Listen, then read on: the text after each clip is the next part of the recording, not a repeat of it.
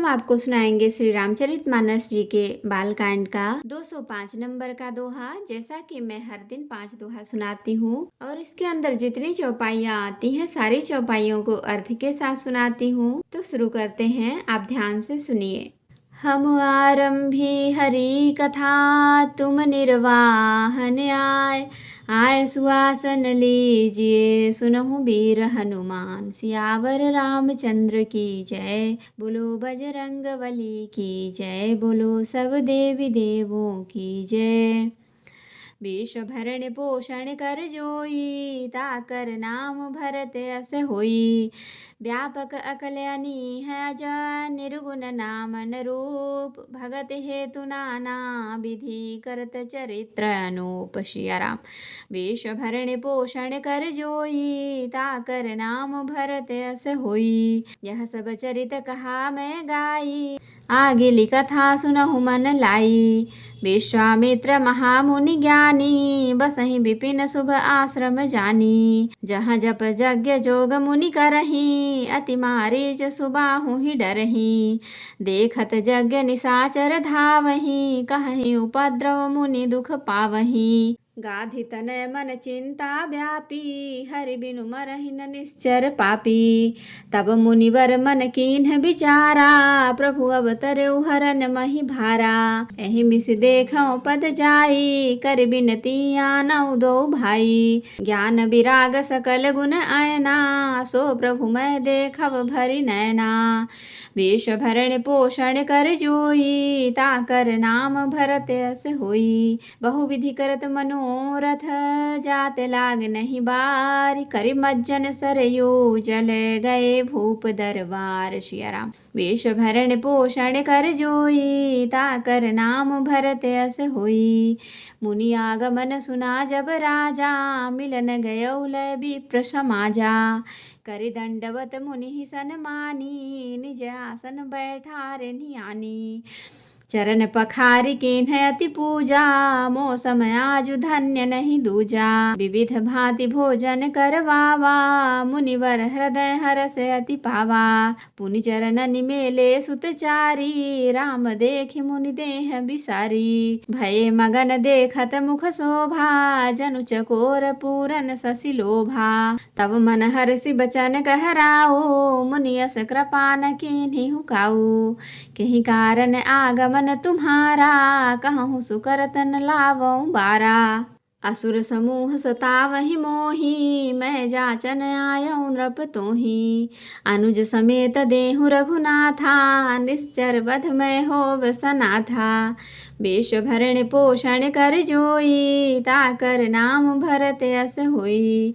देह भूप मन हरषित, तजहु मोह अज्ञान। धर्म सुजस प्रभु तुम को, इन्ह कहाँ अति कल्याण। सिया राम। वेश भरण पोषण कर जोई, ताकर नाम भरत अस होई।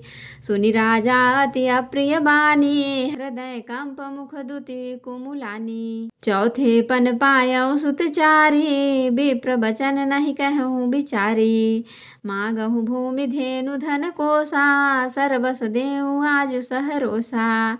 देह प्राण ते प्रिय कछु नाही, सो मुनि देव निमिष एक माही। सब सुत प्रिय मोहि प्राण की नाई, राम देत नहीं बने गोसाई। कहाँ निश्चर अति घोर कठोरा, कहाँ सुंदर सुत परम किशोरा। सुनि नृप गिरा प्रेम रस सानी, हृदय हरस माना मुनि ज्ञानी।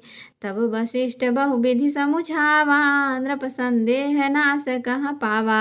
अति आदर दो तनय बोलाए, हृदय लाए बहु भांति सिखाए। मेरे प्राणनाथ सुत दो, तुम मुनि पितान नहीं को। वेश भरण पोषण कर जोई, ताकर नाम भरत अस होई। सौंपे भूपर सिंह सुत, बहु विधि देई असीस। जननी भवन गए प्रभु, चले नाय पद शीस। सिया राम। वेश भरण पोषण कर जोई, ताकर नाम भरत अस होई। पुरुष सिंह दो वीर, हरषि चले मुनि भय हरन। कृपा सिंधु मति धीर, अखिल विश्व कारण करन। सिया राम। राम। विश्व भरण पोषण कर जोई, ताकर नाम भरत अस होई। अरुण नयन उर बाहु विशाला, नील जलज तनु श्याम तमाला। कटिपट पीत कसे भर भाथा, रुचिर चाप सायक दुहु हाथा। श्याम गौर सुंदर दो भाई, विश्वामित्र महानिधि पाई। प्रभु ब्रह्मान्य देव मैं जाना, मोहिनित पिता तजो भगवाना। चले जात मुनि दीन दिखाई, सुनि ताड़का क्रोध करि धाई। एक ही बान प्राण हरि लीन्हा, दीन जानित ही निज पद दीन्हा। तब ऋषि निज नाथ ही जिय चीन्ही, विद्या निधि कहूँ विद्या दीन्ही। जाते लागन क्षुधा पिपासा, अतुलित बल तनु तेज प्रकाशा। विश्व भरण पोषण कर जोई, ताकर नाम भरत अस होई। आयुध सर्व समर्पिकै, प्रभु निज आश्रम आनि। कंद मूल फल भोजन, दीन भगति हित जानि। सिया राम। विश्व भरण पोषण कर जोई, ताकर नाम भरत अस होई। प्रात कहा मुनि सन रघुराई, निर्भय यज्ञ करहु तुम जाई। होम करन लागे मुनि झारी, आपु रहे मख की रखवारी। सुनि मारीच निशाचर क्रोही, लय सहाय धावा मुनि द्रोही। बिनु फर बान राम तेहि मारा, सत जो जन गा सागर पारा। आवक सरसु बाहु पुनि मारा, अनुज निशाचर कटकु संहारा। मारी असुर द्विज निर्भयकारी, स्तुति करहि देव मुनि झारी। तहाँ पुनि कछुक दिवस रघुराया, रहे कीन्ह विप्रन पर दाया। भगति हेतु बहु कथा पुराना, कहे विप्र यद्यपि प्रभु जाना।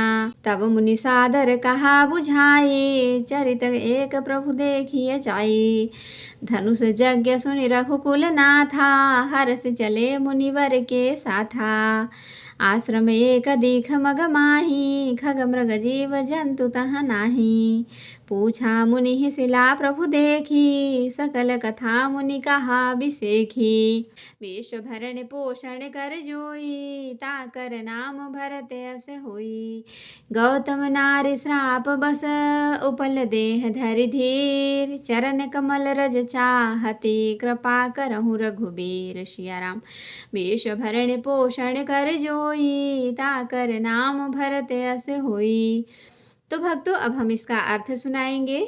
जो व्यापक अकल निर्वयव इच्छा रहित अजन्मा और निर्गुण है, तथा जिनका न नाम है न रूप है, वही भगवान भक्तों के लिए नाना प्रकार के अनुपम अलौकिक चरित्र करते हैं। यह सब चरित्र मैंने गाकर बखान कर कहा। अब आगे की कथा मन लगाकर सुनो। ज्ञानी महामुनि विश्वामित्र जी वन में शुभ आश्रम पवित्र स्थान जानकर बसते थे, जहाँ वे मुनि जप यज्ञ योग करते थे, परंतु मारीच और सुबाहु से बहुत डरते थे। यज्ञ देखते ही राक्षस दौड़ पड़ते थे और उपद्रव मचाते थे, जिससे मुनि बहुत दुख पाते थे। गाधी के पुत्र विश्वामित्र जी के मन में चिंता छा गई कि ये पापी राक्षस भगवान के मारे बिना न मरेंगे। तब श्रेष्ठ मुनियों ने मन में विचार किया कि प्रभु ने पृथ्वी का भार हरने के लिए अवतार लिया है, इसी बहाने जाकर उनके चरणों का दर्शन करूं और विनती करके दोनों भाइयों को ले आऊं। आहा, जो ज्ञान वैराग्य सब गुणों के धाम हैं, उन प्रभु को मैं नेत्र भर कर देखूंगा। बहुत प्रकार से मनोरथ करते हुए जाने में देर नहीं लगी। सरयू जी के जल में स्नान करके राजा के दरवाजे पर पहुँचे। राजा ने जब मुनि का आगमन सुना, तब वे ब्राह्मणों के समाज को साथ लेकर मिलने गए और दंडवत करके मुनि का सम्मान करते हुए उन्हें लाकर अपने आसन पर बैठाया। चरणों को धोकर बहुत पूजा की और कहा, मेरे समान धन्य आज दूसरा कोई नहीं है। फिर अनेक प्रकार के भोजन करवाए, जिससे श्रेष्ठ मुनि ने अपने हृदय में बहुत ही हर्ष प्राप्त किया। फिर राजा ने चारों पुत्रों को मुनि के चरणों पर डाल दिया, उनसे प्रणाम कराया। श्री रामचंद्र जी को देखकर मुनि अपनी देह की सुधि भूल गए। वे श्री राम जी के मुख की शोभा देखते ही ऐसे मग्न हो गए मानो चकोर पूर्ण चंद्रमा को देखकर लुभा गया हो। तब राजा ने मन में हर्षित होकर ये वचन कहे, हे मुनि, इस प्रकार कृपा तो आपने कभी नहीं की। आज किस कारण से आपका शुभ आगमन हुआ? कहिए, मैं उसे पूरा करने में देर नहीं लाऊंगा। मुनि ने कहा, हे राजन, राक्षसों के समूह मुझे बहुत सताते हैं, इसलिए मैं तुमसे कुछ मांगने आया हूँ। छोटे भाई सहित श्री रघुनाथ जी को मुझे दो। राक्षसों के मारे जाने पर मैं सनाथ सुरक्षित हो जाऊंगा। हे राजन, प्रसन्न मन से इनको दो। मोह और अज्ञान को छोड़ दो। हे स्वामी, इससे तुमको धर्म और सुयश की प्राप्ति होगी और इनका परम कल्याण होगा। इस अत्यंत अप्रिय वाणी को सुनकर राजा का हृदय कांप उठा और उनके मुख की कांति फीकी पड़ गई। उन्होंने कहा, हे ब्राह्मण, मैंने चौथेपन में 4 पुत्र पाए हैं, आपने विचार कर बात नहीं कही। हे मुनि, आप पृथ्वी, गौ, धन, खजाना मांग लीजिए, मैं आज बड़े हर्ष के साथ अपना सर्वस्व दे दूंगा। देह और प्राण से अधिक प्यारा कुछ भी नहीं होता, मैं उसे भी एक पल में दे दूंगा। सभी पुत्र मुझे प्राणों के समान प्यारे हैं, उनमें भी हे प्रभु, राम को तो किसी प्रकार भी देते नहीं बनता। कहाँ अत्यंत डरावनी और क्रूर राक्षस और कहाँ परम किशोर अवस्था के बिल्कुल सुकुमार मेरे सुंदर पुत्र। प्रेम रस में सनी हुई राजा की वाणी सुनकर ज्ञानी मुनि विश्वामित्र जी ने हृदय में बड़ा हर्ष माना। तब वशिष्ठ जी ने राजा को बहुत प्रकार से समझाया, जिससे राजा का संदेह नाश को प्राप्त हुआ। राजा ने बड़े ही आदर से दोनों पुत्रों को बुलाया और हृदय से लगाकर बहुत प्रकार से उन्हें शिक्षा दी। फिर कहा, हे नाथ, ये दोनों पुत्र मेरे प्राण हैं। हे मुनि, अब आप ही इनके पिता हैं, दूसरा कोई नहीं। राजा ने बहुत प्रकार से आशीर्वाद देकर पुत्रों को ऋषि के हवाले कर दिया। फिर प्रभु माता के महल में गए और उनके चरणों में सिर नवाकर चले। पुरुषों में सिंह रूप दोनों भाई राम लक्ष्मण मुनि का भय हरने के लिए प्रसन्न होकर चले। वे कृपा के समुद्र, धीर बुद्धि और संपूर्ण विश्व के कारण के भी कारण हैं। भगवान के लाल नेत्र हैं, चौड़ी छाती और विशाल भुजाएं हैं। नील कमल और तमाल के वृक्ष की तरह श्याम शरीर, कमर में पीताम्बर पहने और सुंदर तरकस कसे हुए, दोनों हाथों में क्रमशः सुंदर धनुष और बाण है। श्याम और गौर वर्ण के दोनों भाई परम सुंदर विश्वामित्र जी को महान निधि प्राप्त हो गई। वे सोचने लगे, मैं जान गया कि प्रभु बाण्य देव ब्राह्मणों के भक्त हैं। मेरे लिए भगवान ने अपने पिता को छोड़ दिया। मार्ग में चलते जाते हुए मुनि ताड़का को दिखलाया। शब्द सुनते ही वह क्रोध करके दौड़ी। श्री राम जी ने एक ही बाण से उसके प्राण हर लिए और दीन जानकर उसको निज पद अपना दिव्य स्वरूप दिया। तब ऋषि विश्वामित्र ने प्रभु को मन में विद्या का भंडार समझते हुए भी लीला को पूर्ण करने के लिए ऐसी विद्या दी जिससे भूख प्यास न लगे और शरीर में अतुलित बल और तेज का प्रकाश हो। सब अस्त्र शस्त्र समर्पण करके मुनि प्रभु श्री राम जी को अपने आश्रम में ले आए और उन्हें परम हेतु जानकर भक्ति पूर्वक कंद मूल फल का भोजन कराया। सवेरे श्री रघुनाथ जी ने मुनि से कहा, आप जाकर निडर होकर यज्ञ कीजिए। यह सुनकर सब मुनि हवन करने लगे। आप श्री राम जी यज्ञ की रखवाली पर रहें। यह समाचार सुनकर मुनियों का शत्रु क्रोधी राक्षस मारीच अपने सहायकों को लेकर दौड़ा। श्री राम जी ने बिना फल वाला बाण उसको मारा, जिससे वह 100 योजन के विस्तार वाले समुद्र के पार जा गिरा। फिर सुबाहु को अग्नि बाण मारा। इधर छोटे भाई लक्ष्मण जी ने राक्षसों की सेना का संहार कर डाला। इस प्रकार श्री राम जी ने राक्षसों को मारकर ब्राह्मणों को निर्भय कर दिया। तब सारे देवता और मुनि स्तुति करने लगे। श्री रघुनाथ जी ने वहां कुछ दिन और रहकर ब्राह्मणों पर दया की। भक्ति के कारण ब्राह्मणों ने उन्हें पुराणों की बहुत सी कथाएं कही। यद्यपि प्रभु सब जानते थे।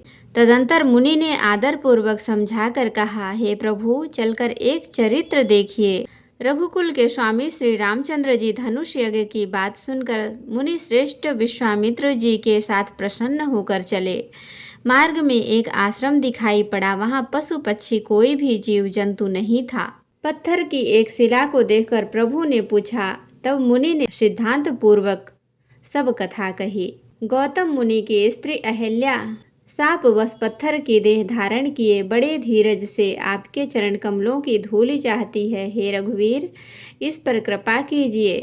तो भक्तों, आज के लिए इतना ही। अब हम अगले दिन आपको सुनाएंगे माता अहिल्या की स्तुति, जो कि बहुत ही सुंदर उन्होंने श्री राम जी के लिए गाई है। आपको बहुत पसंद आएगी, तो आप इसे जरूर सुने।